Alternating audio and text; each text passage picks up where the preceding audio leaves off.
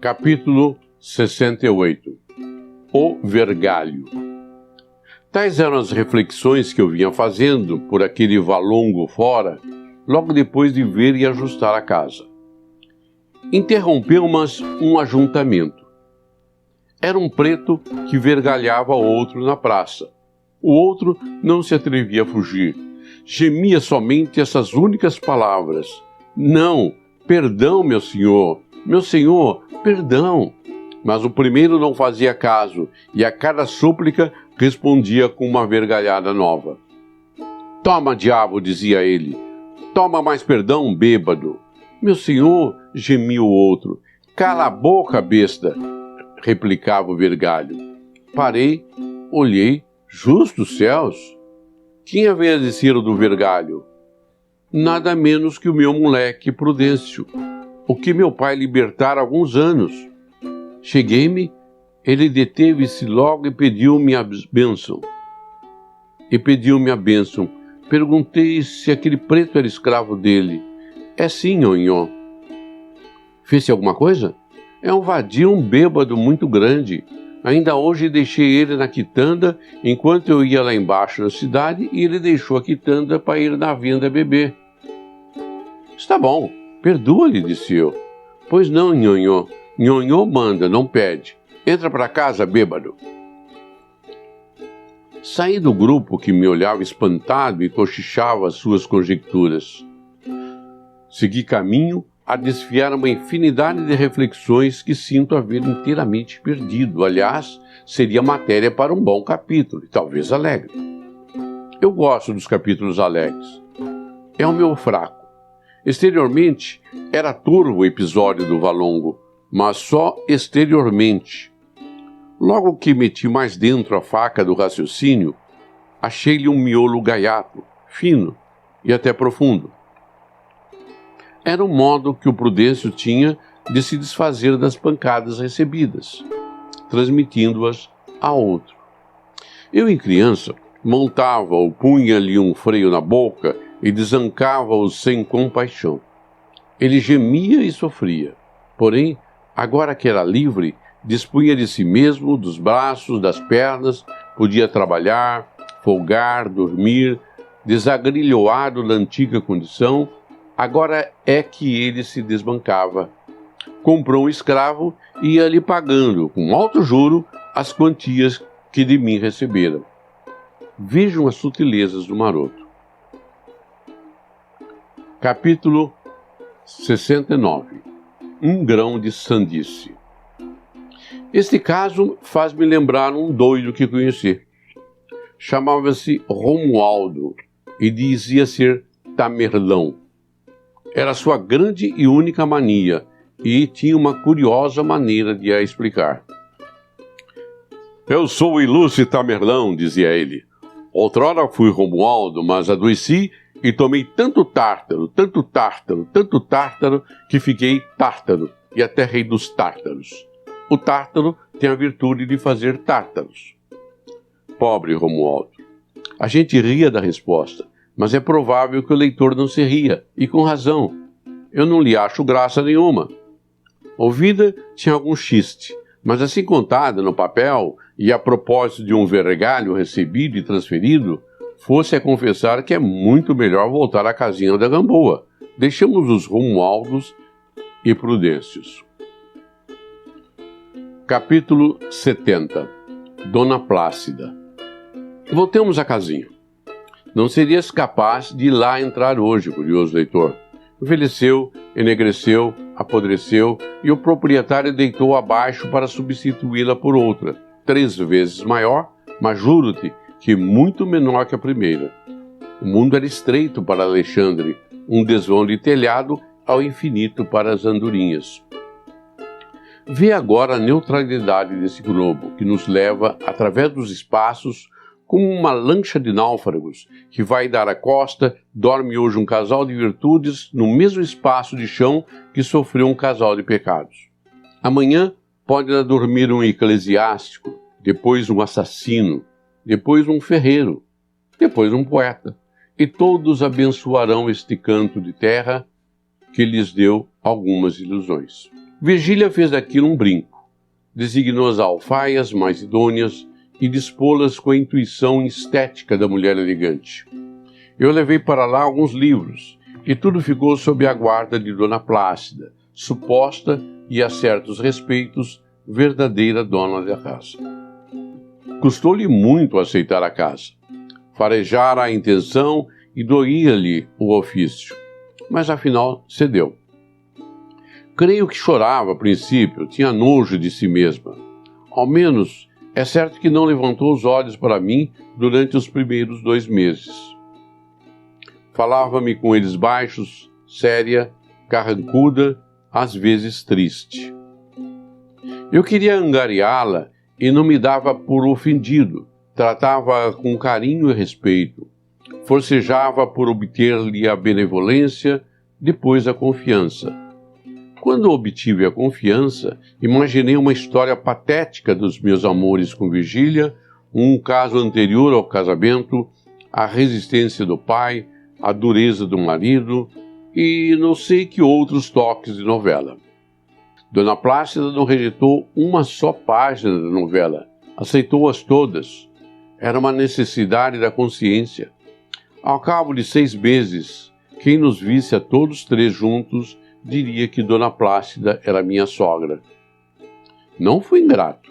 Fiz-lhe um pecúlio de 5 contos, os 5 contos achados em Botafogo, como um pão para a velhice. Dona Plácida agradeceu-me com lágrima nos olhos e nunca mais deixou de rezar por mim. Todas as noites, diante de uma imagem da Virgem que tinha no quarto. Foi assim que lhe acabou o nojo. Capítulo 71. O senão do livro. Começo a arrepender-me desse livro. Não que ele me... Eu não tenho o que fazer e, realmente, expedir alguns magros capítulos para esse mundo sempre é tarefa que distrai um pouco da eternidade. Mas o livro é enfadonho, cheira a sepulcro, traz certa contração cadavérica, vício grave e, aliás, ínfimo, porque o maior defeito desse livro és tu, leitor. Tu tens pressa de envelhecer e o livro anda devagar. Tu amas a narração direta e nutrida, o estilo regular e fluente, e esse livro e o meu estilo são como os ébrios, guiam à direita e à esquerda, andam e param, resmungam, urram, gargalham, ameaçam o céu, escorregam e caem. E caem. Folhas misérrimas do meu cipreste, eis de cair como quaisquer outras belas e vistosas. E se eu tivesse olhos, dar-vos-ia uma lágrima de saudade. Esta é a grande vantagem da morte, que se não deixa a boca para rir, também não deixa olhos para chorar. Eis de cair. Capítulo 72. O bibliômano. Talvez suprima o capítulo anterior. Entre outros motivos, há aí nas últimas linhas uma frase muito parecida com o despropósito, e eu não quero dar passo à crítica no futuro. Olhai, daqui a 70 anos, um sujeito magro, amarelo, grisalho, que não ama nenhuma outra coisa além dos livros, inclina-se sobre a página anterior a ver se lhe descobre o despropósito. Lê, relê, treslê, desengonça as palavras, saca uma sílaba, depois outra, mais outra, e as restantes, examina-as por dentro e por fora, por todos os lados contra a luz, espaneja-as, esfrega-as no joelho, lava-as e nada, não acha o despropósito. É um bibliômano. Não conheces o autor. Esse nome de Brás Cubas não vem dos seus dicionários biográficos. Achou o volume por acaso num pardieiro de um alfarrabista. Comprou-o por R$200. Indagou, pesquisou, esgaravatou e veio a descobrir que era um exemplar único. Vós que não só amais os livros, senão que padeceis a mania deles, vós sabeis muito bem o valor desta palavra e adivinhais, portanto, as delícias de meu bibliômano. Ele rejeitaria a coroa das Índias, o papado, todos os museus da Itália e da Holanda, se os houvesse de trocar por esse único exemplar, e não porque seja o das minhas memórias. Faria a mesma coisa com o almanaque de Lemaire, uma vez que fosse único. O pior é o despropósito. Lá continua um homem inclinado sobre a página com uma lente no olho direito, todo entregue à nobre e áspera função de decifrar o despropósito. Já prometeu a si mesmo escrever uma breve memória na qual relate o achado do livro e a descoberta da sublimidade, se a houver por baixo daquela frase obscura. Ao cabo, não descobre nada e contenta-se com a posse. Fecha o livro, mira-o, remira-o. Chega-se à janela, mostra-o ao sol, um exemplar único. Nesse momento, passa-lhe por baixo da janela um César, ou um Cromwell, a caminho do poder. Ele dá de ombros, fecha a janela, estira-se na rede e folheia o livro devagar, com amor, aos goles. Um exemplar único.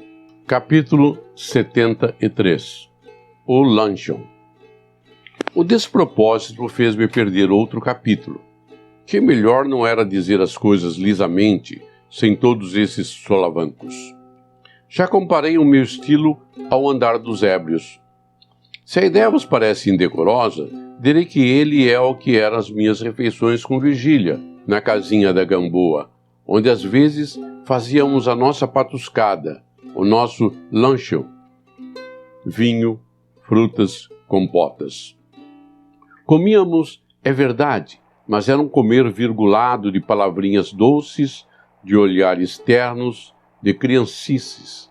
Uma infinidade desses apartes do coração, aliás, o verdadeiro, o ininterrupto discurso do amor.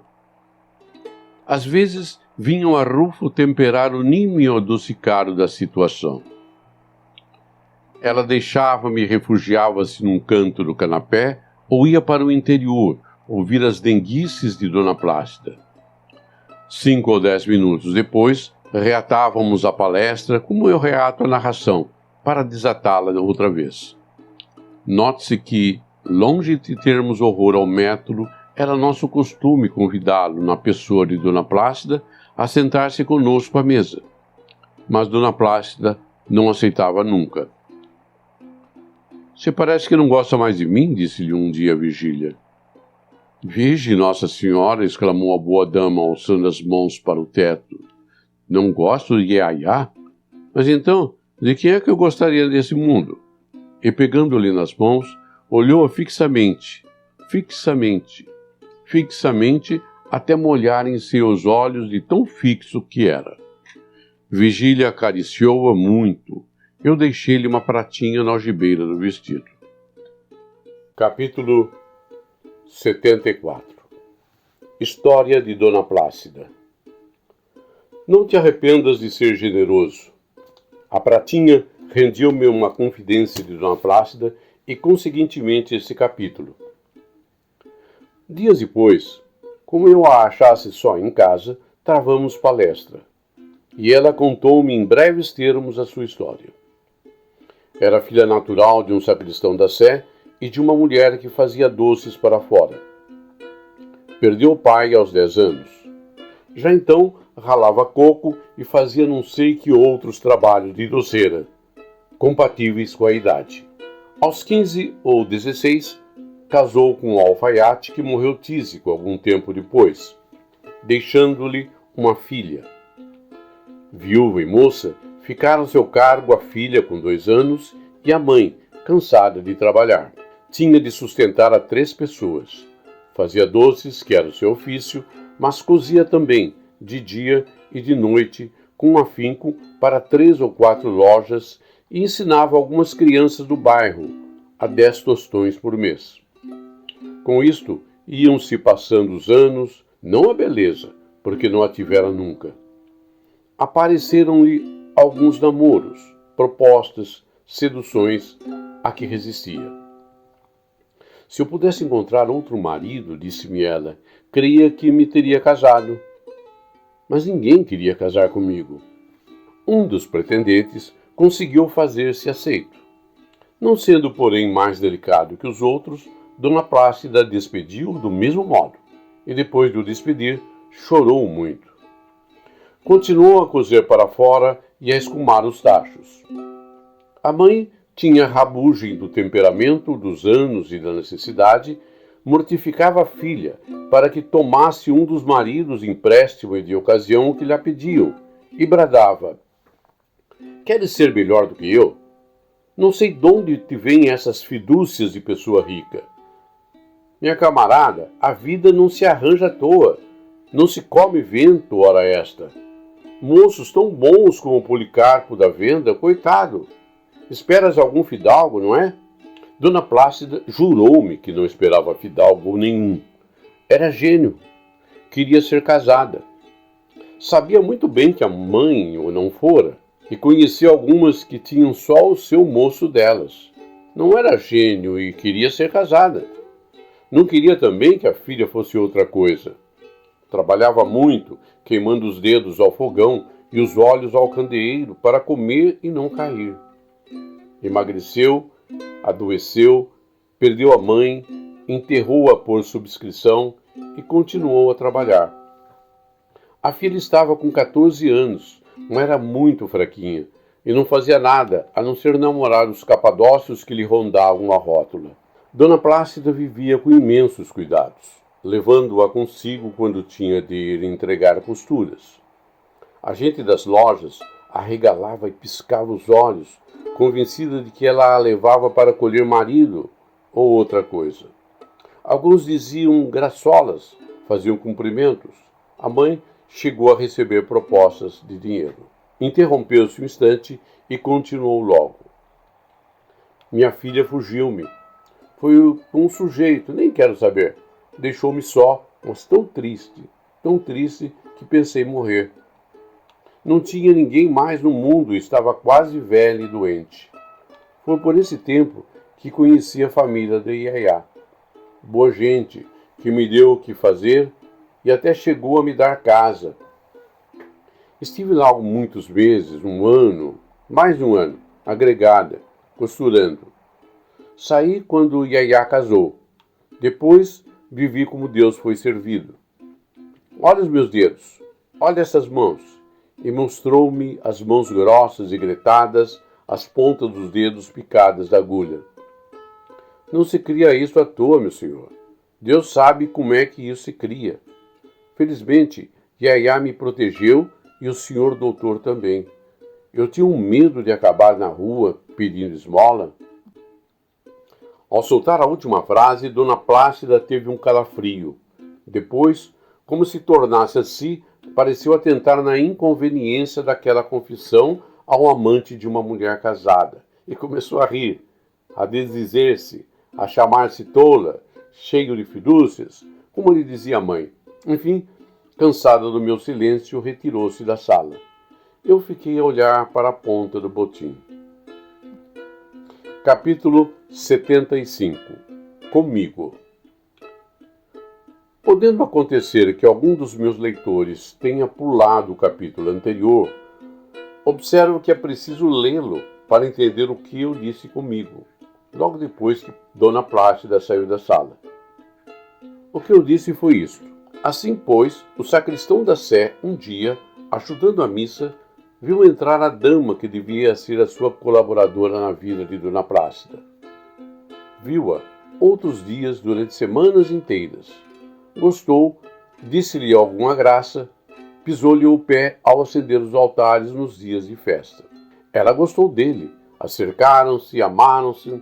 Dessa conjunção de luxúrias vadias brotou Dona Plácida. É de crer que Dona Plácida não falasse ainda quando nasceu, mas se falasse, podia dizer aos autores de seus dias: "Aqui estou, para que me chamastes?" E o sacristão e a sacristã, naturalmente, lhe responderiam: "Chamamos-te para queimar os dedos nos tachos, os olhos na costura, comer mal ou não comer, andar de um lado para outro na faina, adoecendo e sarando com o fim de tornar a adoecer e sarar outra vez. Triste agora, logo desesperada, amanhã resignada, mas sempre com as mãos no tacho e os olhos na costura, até acabar um dia na lama ou no hospital. Foi para isso que te chamamos, no momento de simpatia. Capítulo 76. O estrume. Súbito deu-me a consciência um repelão. Acusou-me de ter feito capitular a probidade de Dona Plácida, obrigando-a a um papel torpe, depois de uma longa vida de trabalhos e privações. Medianeira não era melhor que concubina, e eu tinha abaixado a esse ofício, à custa de obséquios e dinheiros. Foi o que me disse a consciência. Fiquei uns 10 minutos sem saber o que lhe replicasse. Ela acrescentou que eu me aproveitara da fascinação exercida por Virgília sobre a ex-costureira, da gratidão desta, enfim, da necessidade. Notou a resistência de Dona Plácida, as lágrimas dos primeiros dias, as caras feias, os silêncios, os olhos baixos e a minha arte em suportar tudo isso, até vencê-la. Repuxou-me outra vez de um modo irritado e nervoso. Concordei que assim era, mas aleguei que a velhice de Dona Plácida estava agora ao abrigo da mendicidade. Era uma compensação. Se não fossem os meus amores, provavelmente Dona Plácida acabaria com tantas outras criaturas humanas, donde se poderia deduzir que o vício é muitas vezes o estrume da virtude, o que não impede que a virtude seja uma flor cheirosa e sã. A consciência concordou, e eu fui abrir a porta a Virgília. Capítulo 77. Entrevista. Virgília entrou risonha e sossegada. Os tempos tinham levado sustos e vexames. Que doce era vê-la chegar nos primeiros dias, envergonhada e trêmula. Ia de sege, velado o rosto, envolvida numa espécie de mantel que lhe disfarçava as ondulações do talhe. Da primeira vez deixou-se cair no canapé ofegante escarlate, com os olhos no chão e palavra. Em nenhuma outra ocasião a achei tão bela, talvez porque nunca me senti mais lisonjeado. Agora, porém, como eu dizia, tinha acabado os sustos e vexames. As entrevistas entravam no período cronométrico. A intensidade do amor era a mesma. A diferença é que a chama perdera o translocado dos primeiros dias para constituir-se um simples feixe de raios, tranquilo e constante, como nos casamentos. Estou muito zangada com você, disse ela sentando-se. Por quê? Por que não foi lá ontem, como me tinha dito? O Damião perguntou muitas vezes se você não iria, ao menos tomar chá. Por que é que não foi? Com efeito, eu havia faltado a palavra que dera, e a culpa era toda de Virgília. Questão de ciúmes. Essa mulher esplêndida sabia que eu era, e gostava de o ouvir dizer, fosse em voz alta ou baixa. Na antevéspera, em casa da baronesa, valsara 2 vezes com o mesmo Peralta, depois de lhe escutar as cortesanices, ao canto de uma janela. Estava tão alegre, tão derramada, tão cheia de si.